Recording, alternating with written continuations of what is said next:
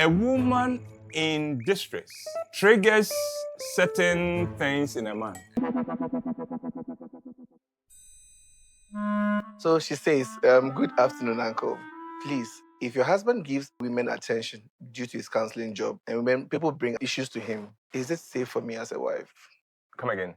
The husband is a counselor, Yes. and women bring issues to him, Yes. and he gives them attention. Yes. Is it safe for her as a wife? One of the biggest dangers of being a counselor, or even being a man of God, a servant of God in any context, is that you may be so involved and so busy attending to other people, ministering, that you may forget that your first line of ministry is your home, is a family. You may be ministering to everybody without realizing that the one area that God would ask you questions about is your home, the home that He made you the head. And so let's be careful. Sometimes we get too carried away serving God, that we forget that service to God begins from my home. The second thing, the danger with counseling is that it is very easy to convert a counselor-counselee relationship into something else. It is very easy, especially when you are counseling women, because what people do not realize is that a woman in distress triggers certain things in a man. And a man ought to be very careful, because you could easily take advantage of this woman. Not because you're a bad person, but because nature will do its thing. And so you've got to be careful.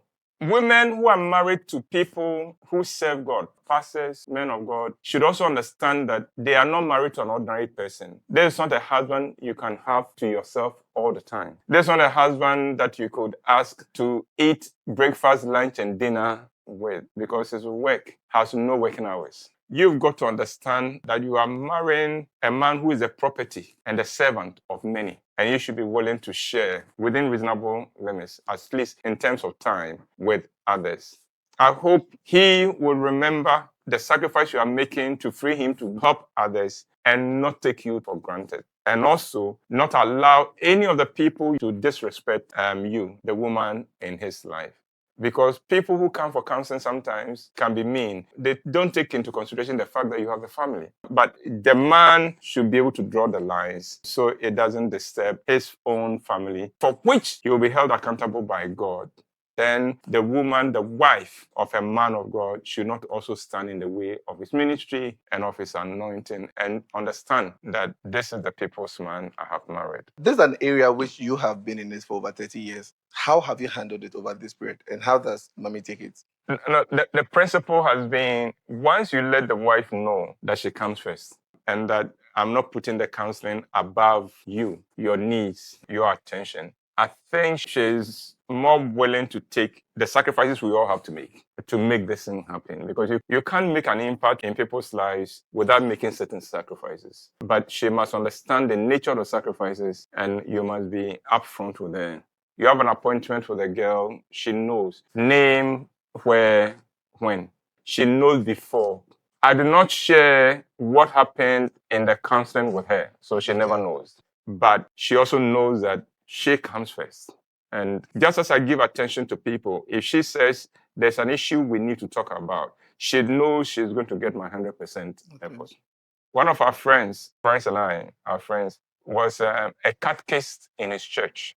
And his wife one day went to him and said, from now on, please forget that I'm your wife and treat me like one of your parishioners. Treat me just like one of the members of the church, because you seem to have time for every one of them, but you have no time for me. Fortunately, because of the way the wife put the question, he woke up to the need to restructure things. But above all, for me, understanding that you've, quote unquote, fallen in love with the person you are counseling means nothing. It's all because of the dynamics of a lady in distress versus a man. You know, if you don't understand that one, you'll be flawed very easily. You would mess up. You've got to understand that, yes, I want to protect this woman. I want to do anything to just see her smile. But then, watch it.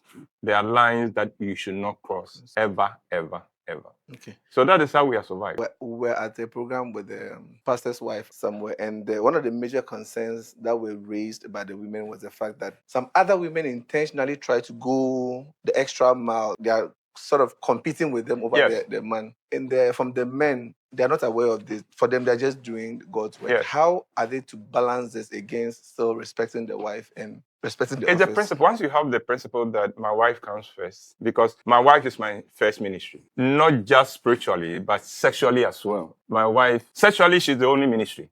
But in any other way. In other words, I have got to be the pastor of my home first before my legitimacy as a pastor outside the home can honor God. If I'm not pastor in my home, then I'm just wasting my time saying I'm pastor out there. But I'll tell you a story. One of the ladies who took a lot of my time in the early days of my marriage, always seemed to have an issue, and she would come and we'll talk. And then one time I told her, come home. And said, oh, I don't want to come home. I said, why? He said, well, I don't think your wife is happy to see me. And I said, you are wrong.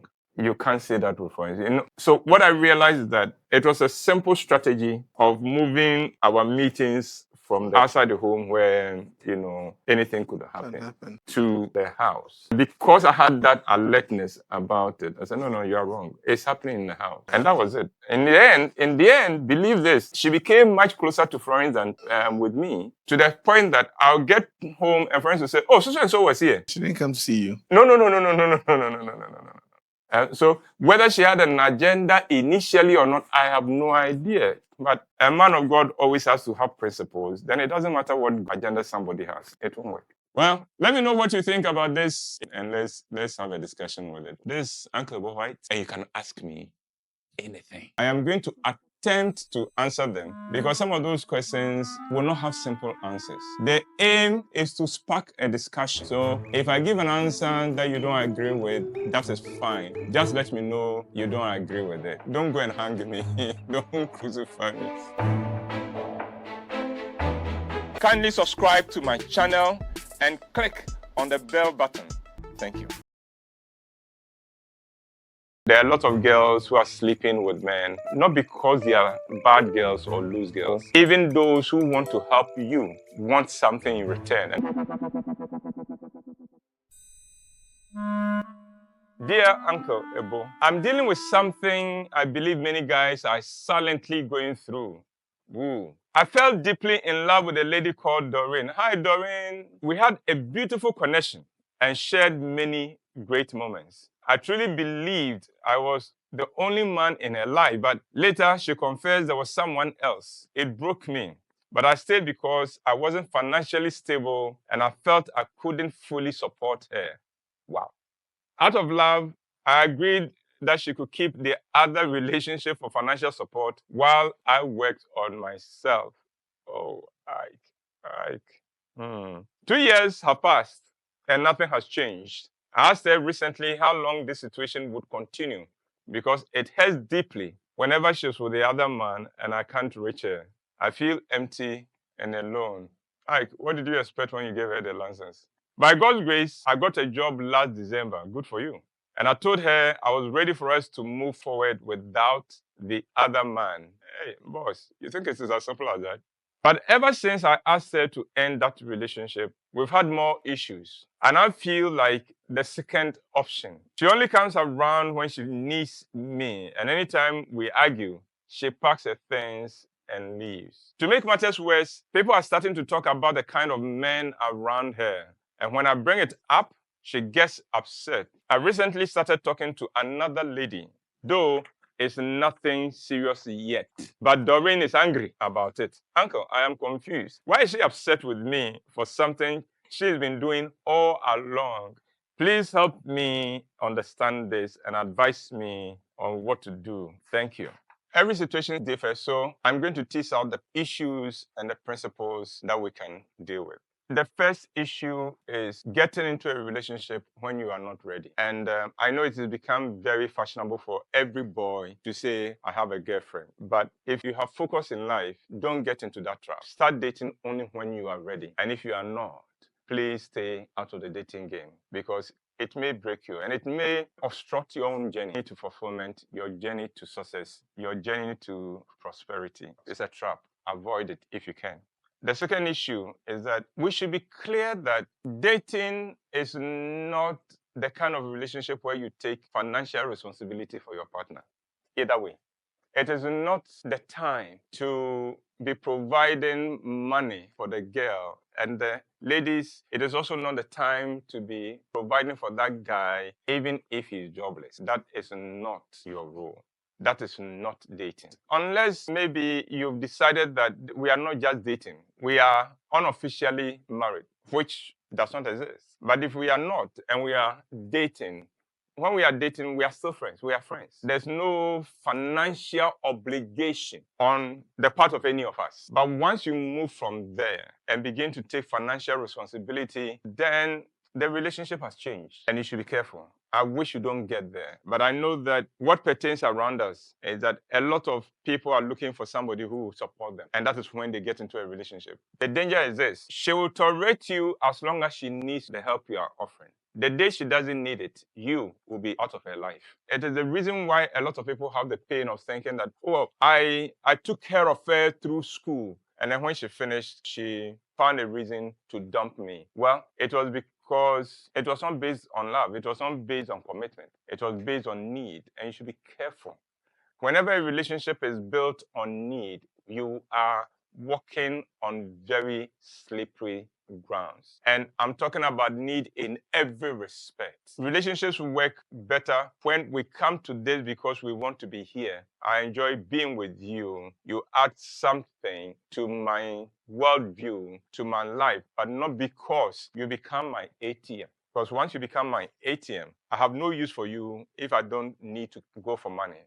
You said she was keeping a sugar daddy. I am guessing this. That means she comes from a rather poor background.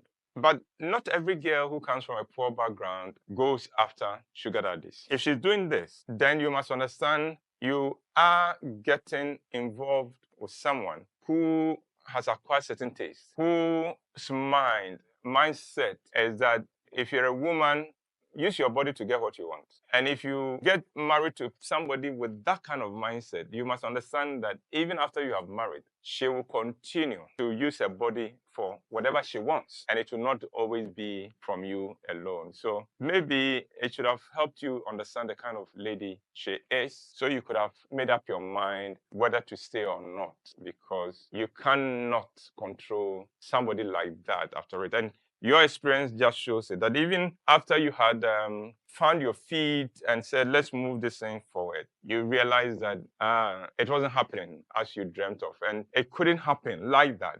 Imagine that within the period when you gave her the license to go ahead and move with the man had paid her fees through school, helped her to graduate, and helped her to land a job, maybe even rented a place for her. What are you asking her to do? To walk away from all that? No, it will not be that simple. You got yourself into a very complicated situation. You could just have simplified it from the beginning by just remaining friends. And then each of you find your feet. Then after you found your feet, if there is a future for you, you can then go ahead. You are now discovering that it isn't just that man, but there seem to be other people. Well, you have two options. You either stay with this girl and close your mind and your ears to all that people have to say, because you must know by now who she is, and decide, I'm okay with this. As long as I get included in the picture, I'm fine, or I'm not fine. If you are not, please don't stress her out. Move. And so she can continue to live her life in the best way she's learned to live it. Because otherwise, you just stay there and have issues. Why does she have issue with you talking to another lady? Of course, she's a woman, and in her mind, there's a competition. You are hers. What is that girl also doing in your life? So what are you saying? Are we going to keep an open relationship where each of you can go roam? Is that what you want? I think that you need first and foremost to sit down and ask yourself a few questions. Is Doreen the girl? If she is, what kind of life are you likely to have with her? Please do this homework and find out whether both you and Doreen can decide that, you know something, we've got our history. We've played our games. Now, can we lean on each other and live a different life and play a different game altogether? But don't expect too much in the conversation. You may discover that in you allowing her, giving her that license, you may have lost her, unfortunately. I've answered this from your perspective, but let me attempt a little on Doreen's side. And to all the Doreens out there, I can understand the economic situation in Ghana. I understand how even those who want to help you want something in return. And therefore, there are a lot of girls who are sleeping with men, not because they are bad girls or loose girls, but because the need is so urgent and this is the condition and they do it. Well, I hope that you would understand the context of it. And when you find your feet, please reclaim your dignity and please find your feet quickly. Parents, let us look out for our daughters, please. I think it is shameful that there are parents who expect their daughters who are students to bring money home. And when you do that, what are you telling the girl? You can't have that expectation and pretend you don't know how a girl who is in school can bring money home. So I think parents ought to be much more responsible. And let's protect our girls. Let's protect our daughters. And let's give them dignity so that the day they walk to the altar with a man they love, they can do so without any emotional or sexual baggage. Stay blessed. Well, let me know what you think about this, and let's have a discussion with it. This is Uncle Ebo Whyte, and you can ask me anything. I am going to attempt to answer them because some of those questions will not have simple answers. The aim is to spark a discussion. So if I give an answer that you don't agree with, that is fine. Just let me know you don't agree with it. Don't go and hang me. Don't crucify me. Kindly subscribe to my channel and click on the bell button. Thank you. Why do cheating partners often stay in their marriages instead of walking away? What keeps them from leaving? Dear Uncle Ebo, well, that is me. My husband has been cheating on me. Oh, poor him. I don't understand why he won't just divorce me and be with the other lady if that's what he wants. No, that's not what he wants. Why do cheating partners often stay in their marriages instead of walking away? What keeps them from leaving? Please help me to understand. It doesn't matter who is cheating in a relationship. It's always a traumatic thing. So I'm sorry that you are experiencing this. I know the pain it is causing you, the sleepless nights, the self-doubt that it could cause you. But please don't blame yourself for his cheating. Then some women tend to blame themselves and think, is it my fault? Is there something wrong with me? No, there is nothing wrong with you. He is not cheating because of you. He is cheating because of him, because he doesn't have the self-control, because there was an opportunity that he felt he could take advantage of, because he's not mature enough to understand that an affair is not a solution for anything and it will not help him. Why won't those who are cheating leave and just be with the people they are cheating with? The simple answer is because they don't love them.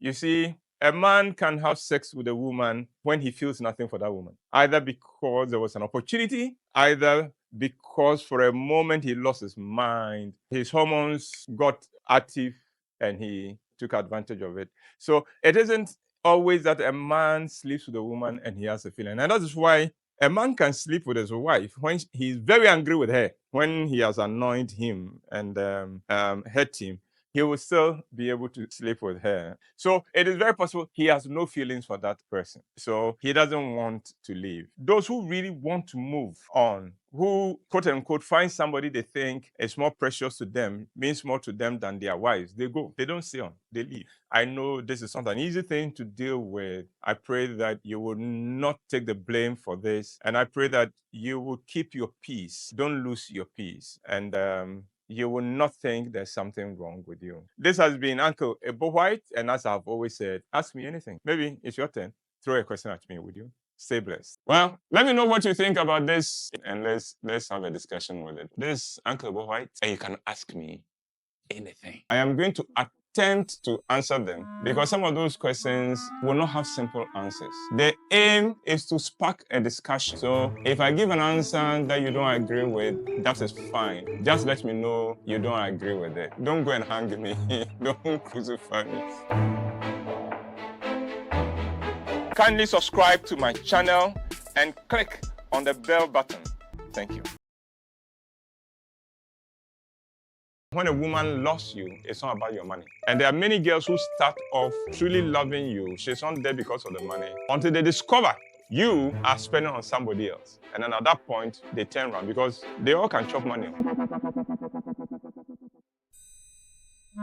Good evening, uncle. Please help me understand something. My girlfriend always asks me for money, even when I've told her I'm broke. When I can't give it to her, her attitude changes. She becomes moody or distant. But once I manage to give her the money, she goes back to her normal self. What does this mean, uncle? God bless you. It means Sika Emuja. I have always maintained that boyfriend-girlfriend relationship is not financial relationship. And yet I am realistic enough to know that it's become very common. In fact, some people think that is how it is. That if you say you are my boyfriend, then you must understand that you are footing my bills. And quite often it is also because the boyfriend-girlfriend relationship ordinarily should not have had a sexual part of it. But the boys ask for sex and the girls have decided, okay, then if we are going to do what married people do, then you two do what a married man does for the wife, i.e., support me financially. And so let's understand what we have done. We've changed a relationship that could have been purely we getting to know each other, we bonding and deepening our relationship, to one that is almost like a married situation. I call it an unofficial marriage. And so you have situations where the boy even expects the girl to come and clean and wash for him and cook for him. And then, of course, warm his bed as well. Now, if you are doing these things, then you cannot complain if she's also asking for financial support. You said that she asked you for money even when you've told her you are broke. Well, from the way you are talking, you become her only source. And so expect that. Gentlemen, married men, and well, to boyfriends, husbands like you, when you don't have money, when your woman asks for it, the way you communicate that you don't have the money is very important. Women are very understanding. They can be very reasonable. But you must approach this with a bit of vulnerability, with a bit of sincerity, with a bit of understanding, and then explain. Women work with information. Explain the situation to her, and then let her know when the situation will change. And when the situation changes, don't let her ask you how the situation changed. You do what you have to do. I think what sometimes messes the women up in these matters is you say you don't have the money. The next I know, you are giving somebody money. The next I know, you are spending something. The next I know, you bought yourself some things. Then, hey, are you the one who said you don't have money? Then in that case, you create the impression that even when you say you don't have money, you have some money. Just that you don't have money for me. That's how it translates. So if you don't have money for me, I will force you to get that money by giving you the cold treatment. Maybe you understand that you need me, and then the money which I know you already have, and pretending you don't have, you will then pull the money out for me. That may be the situation, but address it with her and let her know that it doesn't help. That is, if when you say you are broke, you are truly broke. And maybe get to the point where you don't reward misbehavior. And of course, when you give her the money, she's back to her normal self. What doing by her normal self? Then you don't know her. So get to know who she is. But my experience with women is that when a woman loves you, it's not about your money. When a woman truly loves you, she helps you manage your funds better. She's not there because of the money. And there are many girls who start off truly loving you. She's not there because of the money until they discover that in being reasonable and working with you on finances, you are spending on somebody else. And then at that point, they turn around because they all can chop money. But hey, let's learn to relate to one another better, men and women, and let's try to clean up our relationships so it becomes relationships of support, of understanding, but relationships that also have a future, because that is all this is about. Stay blessed. Well, let me know what you think about this, and let's have a discussion with it. This is Uncle Ebo Whyte, and you can ask me anything. I am going to attempt to answer them because some of those questions will not have simple answers. The aim is to spark a discussion. So if I give an answer that you don't agree with, that is fine. Just let me know you don't agree with it. Don't go and hang me. Don't crucify me. Kindly subscribe to my channel and click on the bell button. Thank you. How do I deal with a guy who turns to drugs to get high whenever he feels lonely? You don't. If you haven't married him, then note this. This is going to be a big issue throughout your marriage. So let him get help if he wants it. But he must want it. You must not want it for him. He must want it. Now, he's not doing the drugs because he's lonely. He's doing the drugs because he's addicted. And that is what people must understand when they get into drugs, that it will get control of you. And so you'll do it not just because you are lonely. You'll do it because you are hooked. You may not even need a reason to do it. You do it because you are hooked. So, if you're not married to him, the most you can do is to help him get help or bring it to the attention of his people. Let them get help for him. But he needs to clean up his life before you commit to him. And I hope it is not too late for you. And I hope that helps. God bless you.